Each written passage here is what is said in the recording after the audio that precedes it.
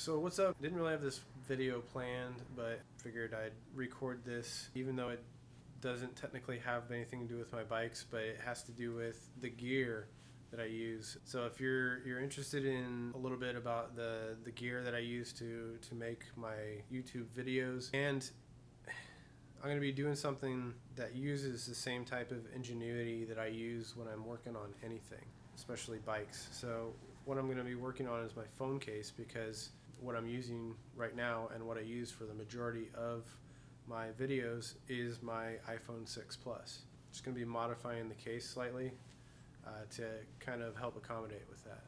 What you're looking at right now is my messy toolbox, and that's kind of where I'm working on this right now. So what I've got here, this is a new case that I got a few months ago. It's beefy. It's actually metal with silicone and Gorilla Glass. It's just a cheapy Chinese knockoff, whatever, no name brand kind of deal, but it's beefy as hell. It's supposed to be water resistant. It's not really. The thing was, with my old case, which was pretty slim, I could, and with the iPhone 6 Plus being a pretty large camera as it is, or a large phone, it's hard to find the tripod clip mount things that can hold on to the phone so you can mount it to a tripod. So I have this one that it's in right now. The phone is just naked, no case. The clip worked with my old case because it was slim. However, since I got this big beefy thing, it widens the phone by like 3/4 of an inch overall, I guess. Probably not that much, but it doesn't fit in the clip anymore. So, and I don't know if I can find any, or I don't really care to spend the money to find a tripod mount that I can clip this in. So my plan is to always have a way to mount this case to a tripod. And to do that, since it is so large and since it is made out of metal, my plan was to just take a nut that fits on a tripod and implant that into the side of the case. And the way I plan to do that is, so without the silicone in there, the case bolts together right there. It's got 6 bolts around it, and then it's basically just like this hollow cast aluminum pewter, whatever it is. You can see the inside is kind of hollowed out, and since it's beveled on the outside, it's beveled on the inside too. So to get this nut to fit, I had to bevel it. There we go. So it's beveled, and then I put some notches at the front edge there so that it can kind of sit down in this channel, and when it does, it'll sit straight to the outside edge. And then when it's bolted back together,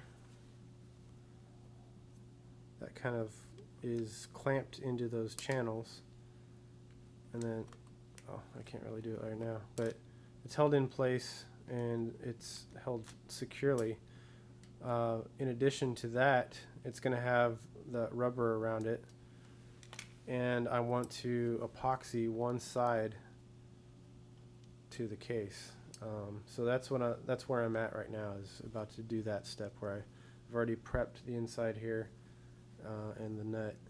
So getting ready to epoxy it, and then I'll be basically cutting out the rubber so it slips over around this thing, and then bolt it together, and hopefully I can bolt this thing down to a tripod.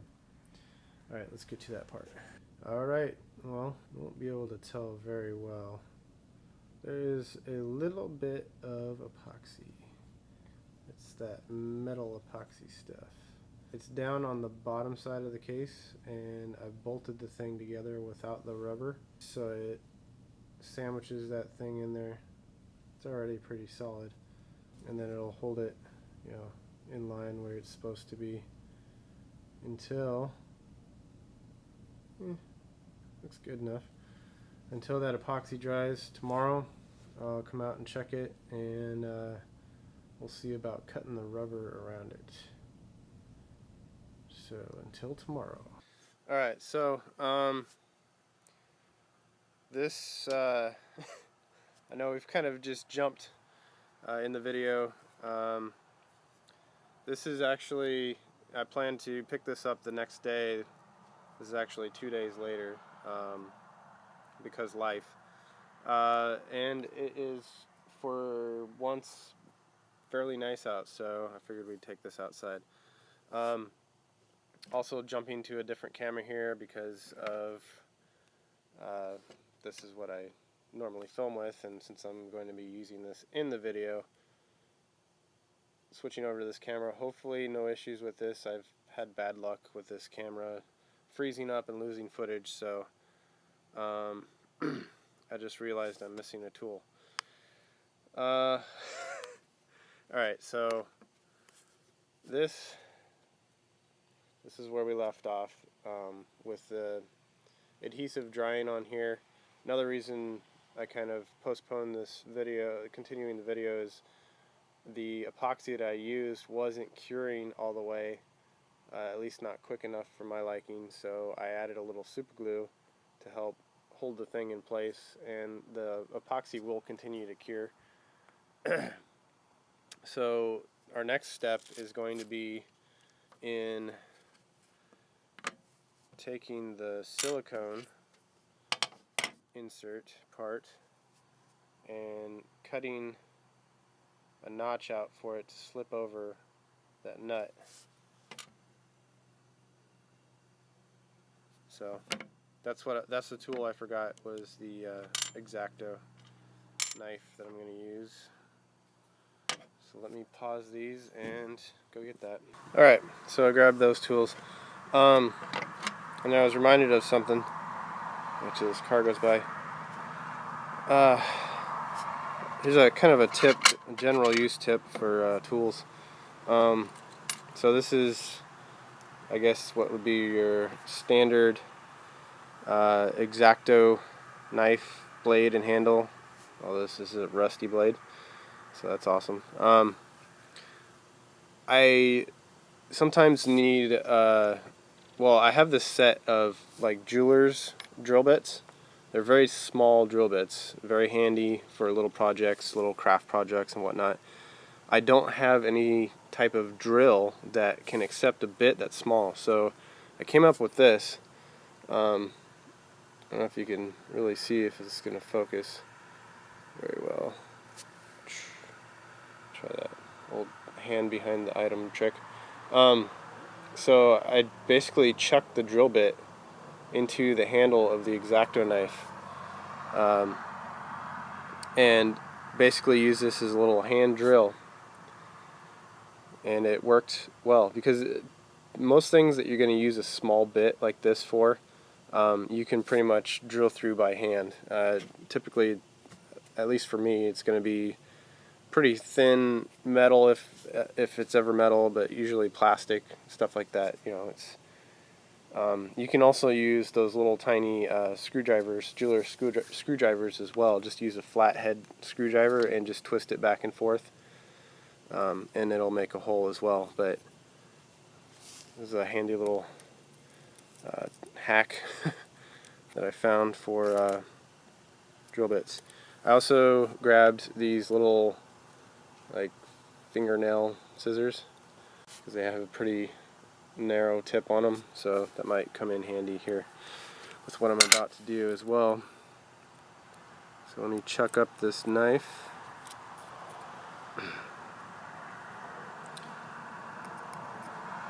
And this is an old blade, but that's not going to matter. Alright, so let's take the case back apart. Get this Allen wrench.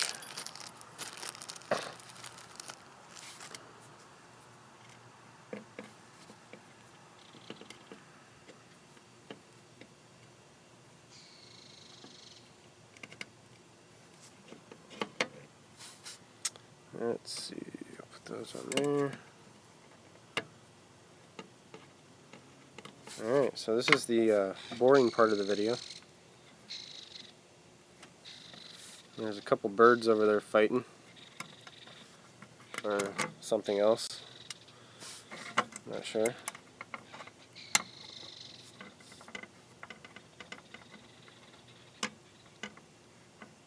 So how you doing? Great. Should have brought sunglasses out here. Not used to all this bright light. So we've been having some pretty major storms here lately in the Pacific Northwest. Because winter. And my battery's about to die on this camera. I kind of keep looking over here. I don't trust this camera here, so I am using my iPad as a backup in case I lose any footage. But it is only zoomed in on the work that I'm doing, so there will be cutaways of that, hopefully. And if nothing else, I'm going to go straight to it. Actually, I think for the remainder of this part, because you don't need to see my face for this part, I'm going to turn this camera off to make sure the video saves and to save the battery. So let's cut this out.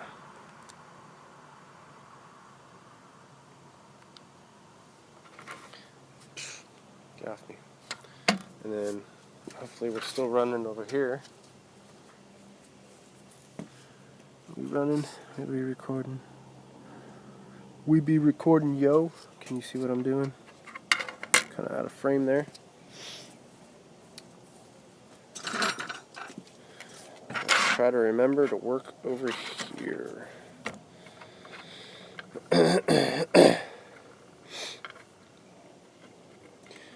So far, love this case. Super tough. Actually, this is heavy. This thing is metal and glass and very thick rubber. It adds a lot of weight to the phone and a lot of size. But I actually taped this to the bottom of my drone, and it can lift it, even though it's very heavy for it. And I flew it around, got some really good video. I may throw that in here. But it's so heavy, at one point the drone just plummeted to the ground, and didn't affect the phone at all. And I wasn't very high. I was probably 15 feet high at the most. Alright, so that's glued in there pretty good. I'm not gonna tweak on it too hard. Most of the securing ability, or most of the strength of this is going to come from the two halves being bolted together, and I purposely set it, well, I wanted it in the middle anyways, but I wanted to get it close to a securing point too, so you have a good amount of clamping force there. So now onto the job of cutting the rubber away around it.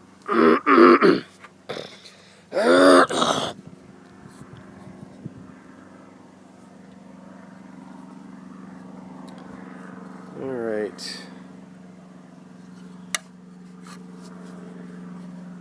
So I don't know if you can tell what I'm doing. I'm just kind of lining up and figuring out.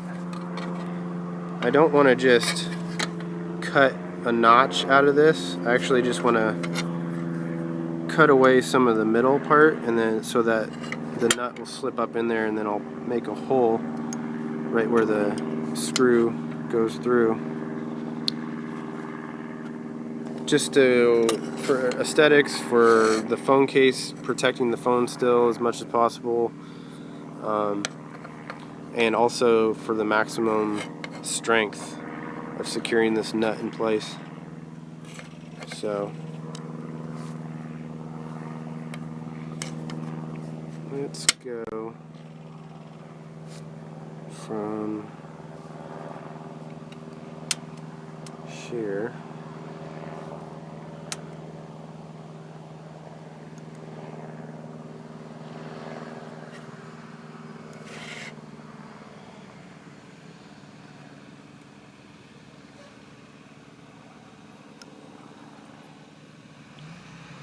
Then I'll just cut out this cross section.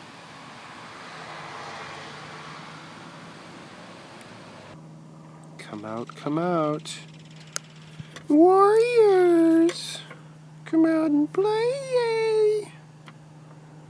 Okay, now cut to reassembling the case. See, it's bulging out over it. I don't think I'm going to be able to just cut a hole. So I'm assembling it like this, and then I think I'm just going to cut on either side of it and expose the whole nut. But let me put it back together first. The plus and the minus of this case, it gets the strength from being screwed together like this, but then it also means if you're out on the road or whatever, you need to have an Allen wrench to be able to take your phone out of the case. There's no going back now.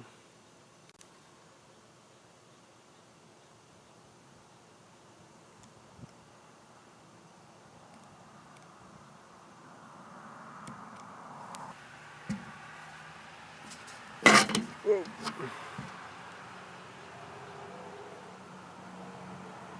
That's why I always get cases. And I love the way the iPhone looks. It's just, I would destroy it in a heartbeat. And I really need cases like this too.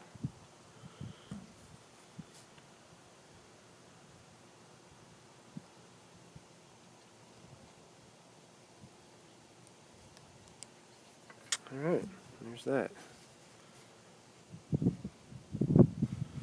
This is what the camera does right here. So you can see I'm still in frame. There's a little hourglass. That's just when I hit stop record and the camera froze. So I'm going to lose that footage that I just had on there. That's why I don't use this camera much. I like the form factor of it. It's a pretty good camera out in daylight, but it's not reliable. So, moment of truth. The big concern, see, this is a tripod that doesn't have one of those removable plates. It just has the screw permanently affixed. My biggest concern is a tripod with a really long screw that's going to go too far and like hit the phone.